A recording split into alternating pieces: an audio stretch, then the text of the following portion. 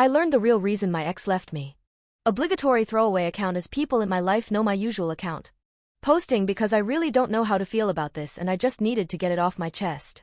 Sorry for the long-ass post, there's a lot to unpack. Backstory first. So around 2 years ago, my ex-fiancé, who I'd been in a relationship with for almost 10 years unceremoniously just left me. It never fully made sense to me as there were no warning signs. We were actively planning our wedding and finally agreed to try for a baby, as we were both in our 30s and time was ticking. Then one day, he just started acting sort of off, wasn't saying I love you before he left for work for the day, was spending more time out drinking with his friends than he was at home. He'd been struggling with his mental health since COVID lockdowns, so I assumed he was having a bit of a downward spiral. So I sat down with him one day and just asked him if everything was okay with him. He tried to brush it off initially and kept saying he was fine, so I changed the question and asked if we were okay. He looked like he really didn't want to answer, so I asked again. He paused and in that moment, I knew it was over. I asked if he still loved me. He said he loved me but wasn't in love with me anymore. And that was it. Within a week, he had moved out, leaving 90% of his belongings to be collected at a later date and to serve as a constant reminder that he was just gone. To say it hit me hard was an understatement. I spiraled massively. I was at the lowest point I had ever been in my life, so I tried to end it all. It just hurt too much feeling like there was something so wrong with me that he had to just leave. Fortunately, a friend managed to get me to a hospital before I did any serious damage to myself, and while I still felt awful about myself most of the time, it got a little easier.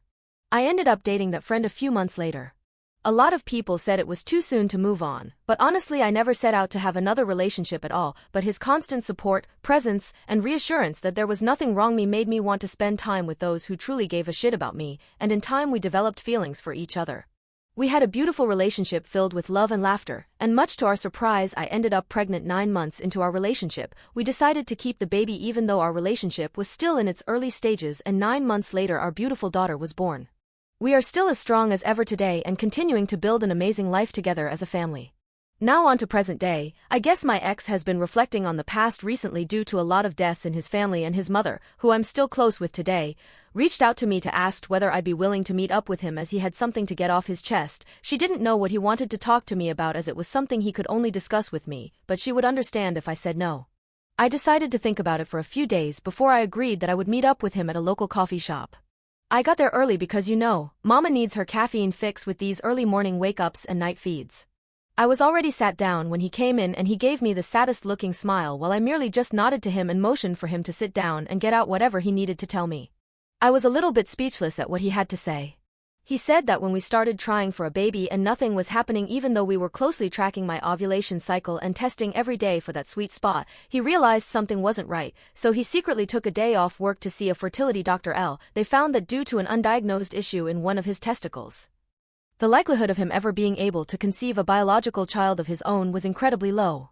He knew that I loved him so deeply that I would have given up my dream of having children, just for him, and he said he couldn't live with that on his conscience, that I deserved to have the life and family I'd always wanted, only with someone else. He kept apologizing profusely for hurting me so much in the process but tried to rationalize that I had got what I'd wanted in the end, so his plan ultimately worked.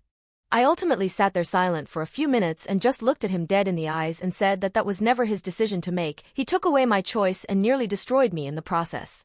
And I got up and left. It's been a few days and I'm still processing. My partner knew I was meeting up with my ex and he knows something is up but is giving me space until I feel ready to talk about it, but honestly I'm shook. Like, did my ex honestly think I'd be like, okay, thanks for letting me know, and then we'd all be friends again? Edit. Tried to add an update post, however it was removed by the mods. Will post to my profile if anyone is interested. Update. If you'd like a recap of the story, please see my original post here.